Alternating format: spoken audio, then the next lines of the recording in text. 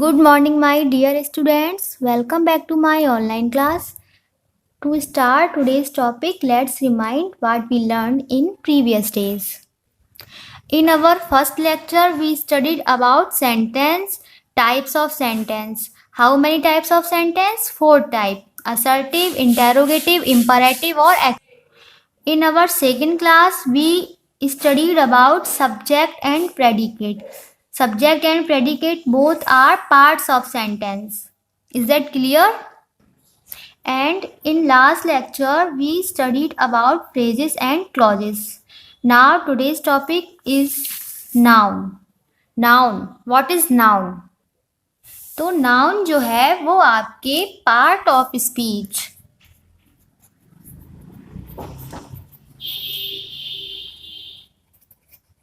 Parts of speech का एक part है नाउन. तो वैसे भी आप लोग पढ़ चुके होंगे नाउन, लेकिन आपको फिर से पढ़ना है ताकि आपको सारी चीज़ें फिर से एक बार रिमाइंड हो जाएं, आपसे आगे आने वाले एग्जाम्स में कोई मिस्टेक्स ना हो. तो चलिए स्टार्ट करते हैं. What is noun? Noun is a naming word. Noun क्या है? एक नेमिंग वर्ड है. नेमिंग वर्ड मतलब नाम. नेमिंग वर्ड का मतलब हो गया नाउन. तो नाउन जो है वो एक नाम होता है.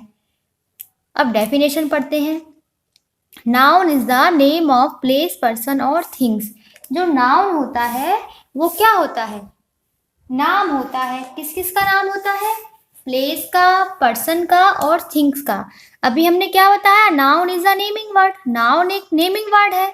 अब ये नेम किस किस का हो सकता है? प्लेस का हो सकता है, पर्सन का हो सकता है, या फिर किसी थिंग्स का हो सकता है. Noun is the name of place, person और थिंग्स. अब एग्जाम्पल देखते हैं. मोहन. मोहन क्या होता है? नाम होता है. आगरा क्या है? आगरा एक प्लेस है. और बुक क्या है? बुक एक थिंग्स है.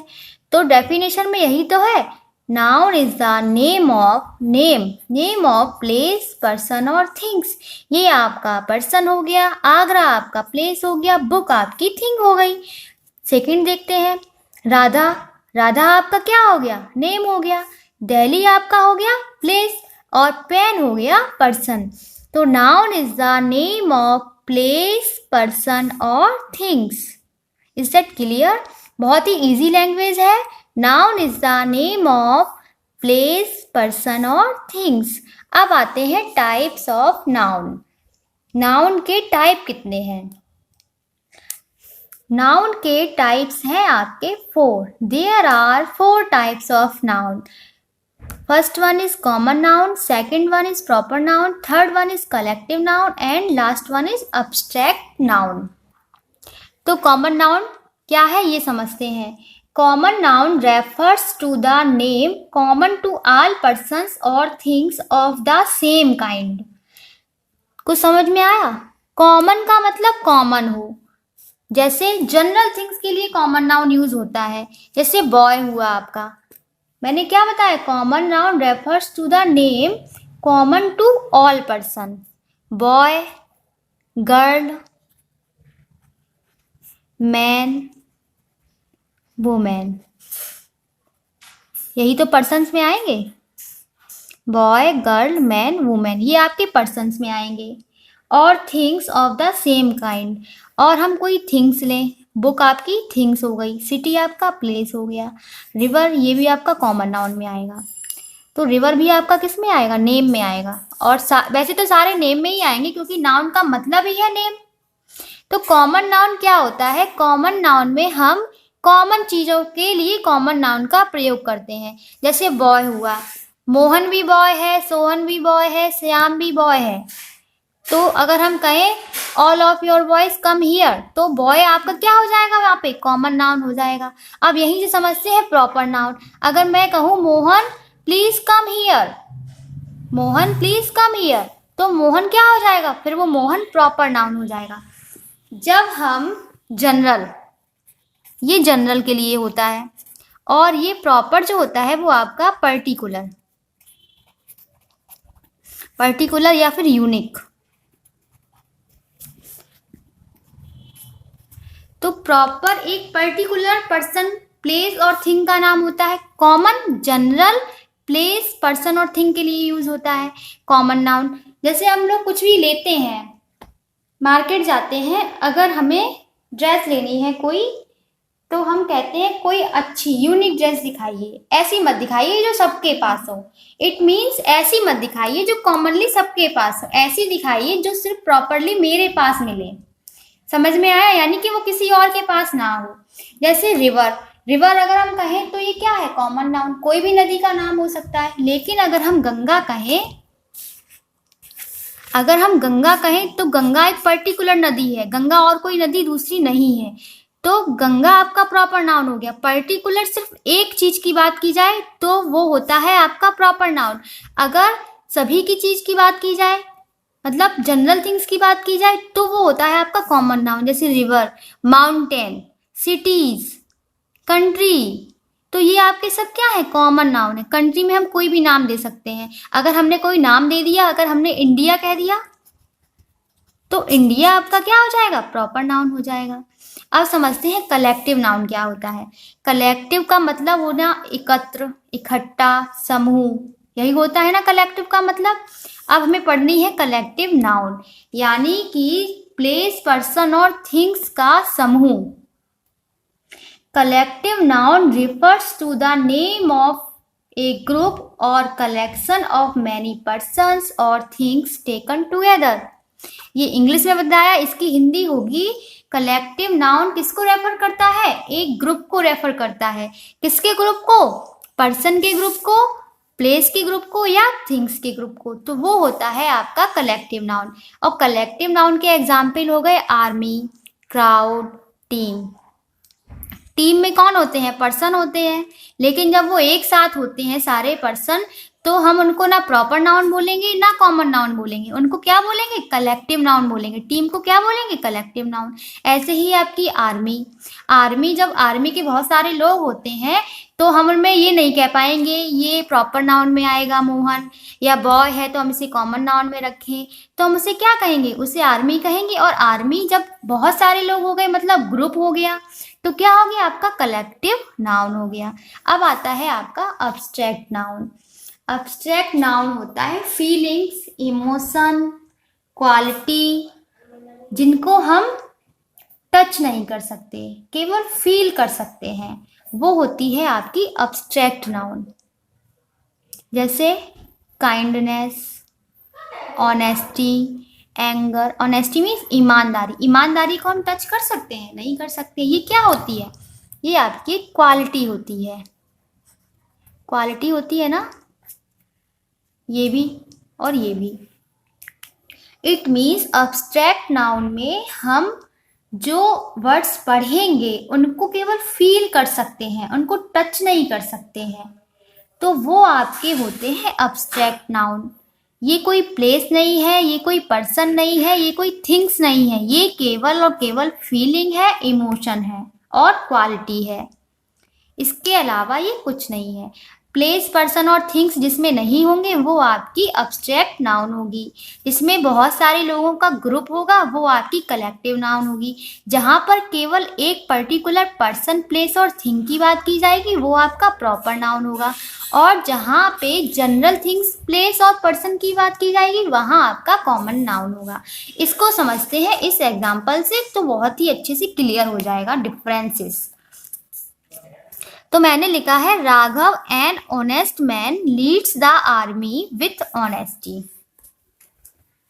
तो यहाँ पर मैंने अंडरलाइन किया है राघव को, मैन को, आर्मी को और ऑनेस्टी को, क्योंकि यही 4 मैंने आपको नाउन्स पढ़ाई है, तो इन्हीं 4 को आप लोग रिकॉग्नाइज करेंगे कैसे होती है।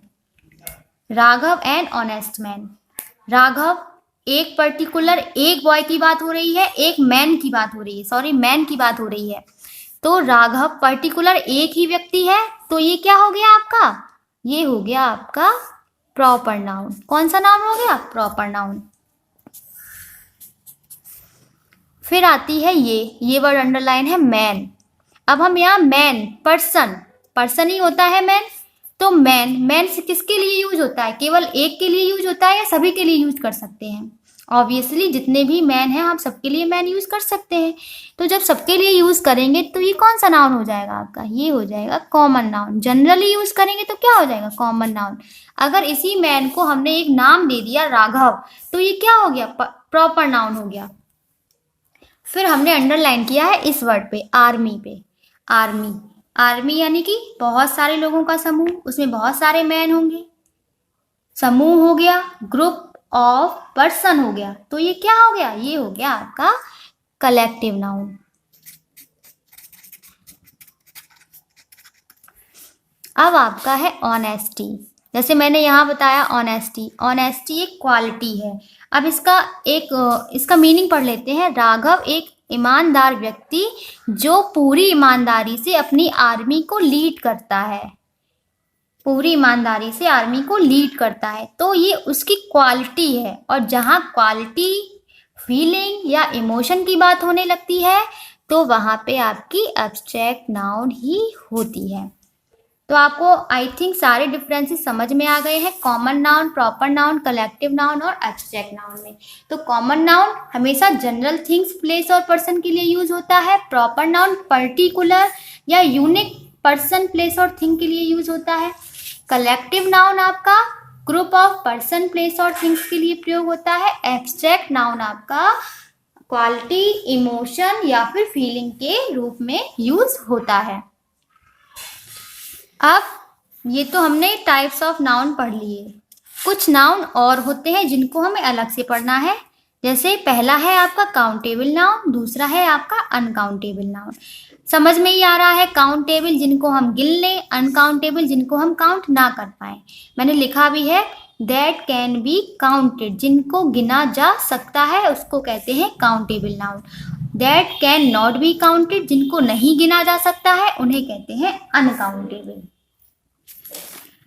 काउंटेबल में एग्जाम्पल लिखा हुआ है बॉय, बॉय, बुक, ऑरेंज। अगर बॉय है तो आप बॉय को काउंट कर सकते हो।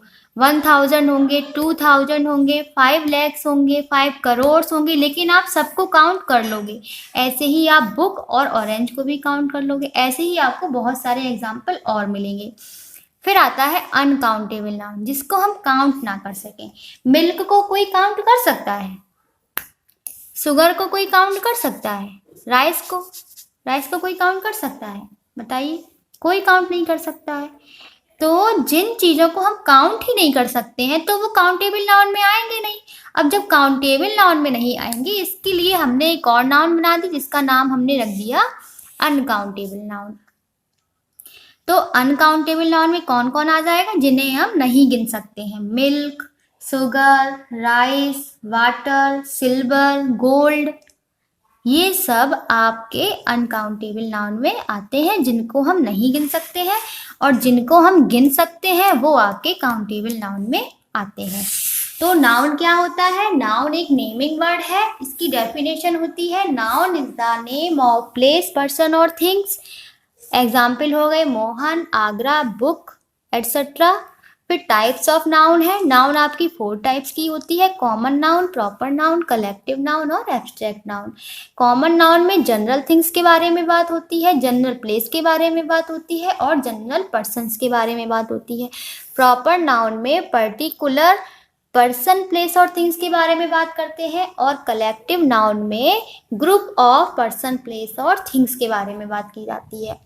और एब्स्ट्रैक्ट नाउन फीलिंग, इमोशन और क्वालिटी को शो करता है। It means types of nouns कितने हो गए, 4।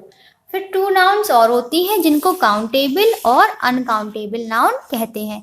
काउंटेबल नाउन वो होते हैं जिसको हम काउंट कर लें, that can be counted. Example है आपका boy, book, orange, teacher, pen, home, girl etcetera. Uncountable noun जिनको हम काउंट नहीं कर सकते हैं, that can not be counted. Example है आपका milk, sugar, rice, water, silver, gold etcetera. I hope आपको ये सब कुछ अच्छे से समझ में आ गया होगा, लेकिन फिर भी अगर कोई प्रॉब्लम होती है तो आप मेरे यूट्यूब चैनल पर कमेंट करके पूछ सकते हैं। Now it's your homework time. पहला प्रश्न आपका है कि आपको इसमें क्वेश्चंस में सुटेबल नाउन को फिल करना है। ये आप लोग फिल करके देख लीजिए, अगर नहीं आएंगे तो हम आपको कल इसको बता देंगे। उसके बाद ये वाला क्वेश्चन आपको करना है, fill in the blanks with appropriate nouns choosing, ये वाला करना है, choosing from the given option. ये आपको ऑप्शंस दिए गए हैं, इनमें से आपको यहाँ पर जो सुटेबल नाउन होगी वो आपको फिल करनी है। जैसे पहला है is a man of great knowledge, तो यहाँ पे आपको प्रॉपर नाउन भरना है। प्रॉपर नाउन यानी कि पर्टिकुलर पर्सन, तो इसमें मिस्टर रतन एक पर्टिकुलर पर्सन है, तो ये प्रॉपर नाउन हो जाएगी, तो आपको ये फिल करना है। उसके बाद सेकंड भी मैंने फिल करके दिया है, दिस हाउस बिलोंग्स टू, तो इसमें भी आपको प्रॉपर नाउन फिल करना है। तो ये क्या हो जाएगा, सी आपका कैसा होता है, सी तो आपका प्रोनाउन होता है, इट भी आपका प्रोनाउन होता है, हिज भी आपका प्रोनाउन होता है, तो केवल अमन बचा है, ये आपका प्रॉपर नाउन होता है, तो आप इसको यहाँ प्रॉपर नाउन में फिल कर लेंगे। तो this house belongs to Aman. I hope आपको नाउन बहुत अच्छे से समझ में आ गया होगा। तो आप इसका होमवर्क करिए घर पर, अगर कोई प्रॉब्लम है तो पूछ सकते हैं। Thank you for watching and keep study. Bye bye.